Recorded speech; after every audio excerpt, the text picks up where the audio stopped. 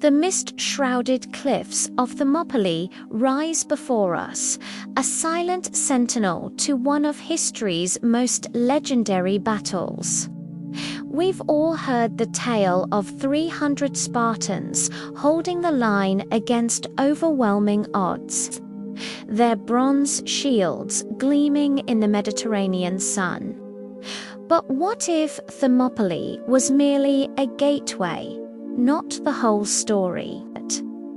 What if the true essence of Sparta lay not just in the clash of arms, but in the very fabric of their society? As the morning light breaks over the rugged landscape, we re-transported back in time to a world where courage and sacrifice were balanced with strict societal rules. The Spartans were more than just fearsome warriors. They were citizens of a complex and paradoxical culture. On one hand, they were the epitome of martial prowess, their very name synonymous with unwavering bravery. On the other, they were bound by a rigid social structure that demanded absolute obedience and conformity. This is the Spartan paradox, a people who found freedom through discipline, who cultivated both the arts of war and governance. Their strength on the battlefield was matched only by the intensity of their daily lives. For every glorious stand against the Persian hordes, there were countless hours of grueling training, strict education, and unwavering devotion to their unique way of life. The Agoge Sparta's infamous training system was the crucible in which Spartan resilience was forged. From the tender age of 7, young boys were taken from their families and subjected to a regimen of physical hardship and mental conditioning that would make even the toughest modern soldier blanch. But this was not mere brutality for its own sake. The Agoge aimed to create not just warriors, but citizens. Men who could lead in peace as well as excel in war. Yet the Spartan story is not complete without acknowledging the role of those often overlooked by history. The women of Sparta, far from being passive observers, were integral to the functioning of their society. While their husbands and sons trained for battle, Spartan women managed households, engaged in physical training of their own, and even owned property, a rarity in the ancient world. The famous Spartan mother's farewell to her son, "Come back with your shield, or on it," speaks volumes about the expectations placed on both sexes in this martial society. The elders, too, played a crucial role in a culture that prized physical perfection. Those who had survived to old age were revered for their wisdom and experience. They formed the Gerousia, a council of elders that served as a check on the power of Sparta's dual monarchy and helped shape the laws that governed their unique society. This culture of discipline, where every citizen was expected to put the needs of the state before their own, created a paradoxical form of freedom. By submitting to the strict laws and customs of their society, Spartans believed they were freeing themselves from the chaos and uncertainty that plagued other Greek city-states.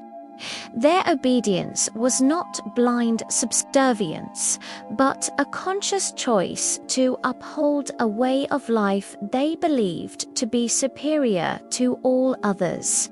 Yet, beneath the surface of Spartan strength lay a system fraught with contradictions. Their economy relied heavily on the labor of helots, an enslaved population that outnumbered Spartan citizens by a significant margin. This constant threat of rebellion necessitated the harsh discipline for which Sparta became infamous, creating a cycle of oppression and paranoia that would ultimately contribute to their downfall. But to paint the Spartans as mere brutes would be to do them a disservice. Their education went far beyond the arts of war. Young Spartans studied philosophy, music, and dance alongside their martial training. They were taught the importance of clear, concise speech, giving rise to the term laconic, derived from Laconia, the region of which Sparta was the capital. Their governance, with its complex system of checks and balances, would later influence the framers of the American Constitution. Religion and ritual played a central role in Spartan life, anchoring their spirit and providing meaning beyond the battlefield. Festivals like the Carnia, dedicated to Apollo, brought the entire community together in celebration. Before embarking on military campaigns, Spartan kings would consult the oracle at Delphi, seeking divine guidance for their endeavors. So why then do we remember the Spartans primarily as soldiers? The answer lies in the power of myth and the human tendency to romanticize the past. The stand at Thermopylae, immortalized in both ancient writings and modern pop culture, has overshadowed the complex reality of Spartan society. It's easier to imagine 300 perfect warriors than to grapple with the nuances and contradictions of an entire civilization. The true legacy of Sparta is one of paradox, a society that was both admired and feared, that produced individuals of incredible bravery while suppressing individual expression. They were a people who lived by sacrifice, shaped by contradiction, and left behind a legend that still commands our awe and fascination millennia later. As we stand here in the fading light of Thermopylae, watching the shadows lengthen across the narrow pass, we're reminded that the true story of Sparta isn't just about 300 men standing firm against impossible odds. It's about a people who pushed the boundaries of human potential, who created a society unlike any other in history. Their legacy is not just one of martial prowess, but of the eternal struggle between individual and state, between freedom and duty. The flickering torchlight catches the curve of a Spartan shield, its bronze surface reflecting the dying embers of the day. In that reflection, we see not just the face of a warrior, but the complex tapestry of an entire civilization, one that continues to captivate our imagination and challenge our understanding of what it means to be truly strong.